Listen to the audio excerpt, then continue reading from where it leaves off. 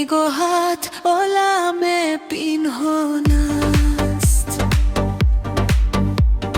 در کلامت درد من درمان است.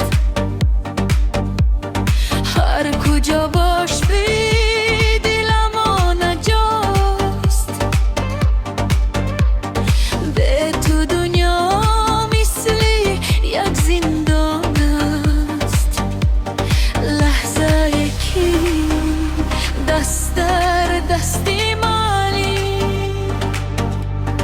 بهترین پیوندی هستی مانی.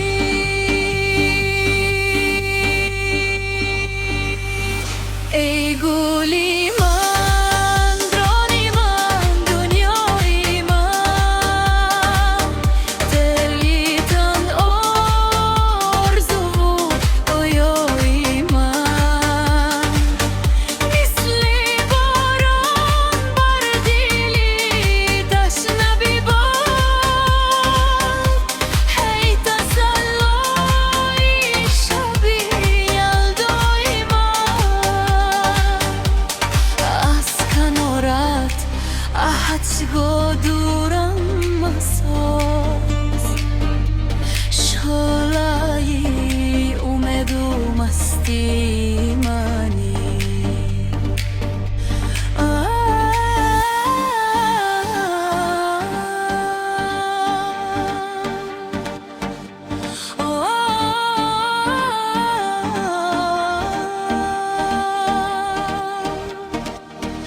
عشق تو در جان من جاری شود، قسمتی ما عشق و دلداری شود.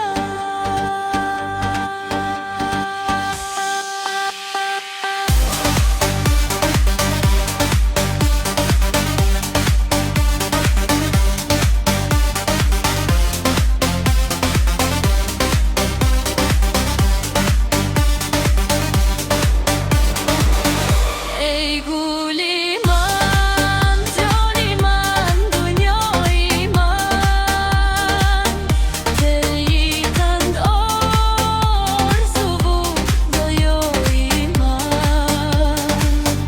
ای گلی من، جانی من، دنیای من، دلی تن آرزو و رویای من. تا ابد میمانم اندر کوی تو، این صدا است قلبی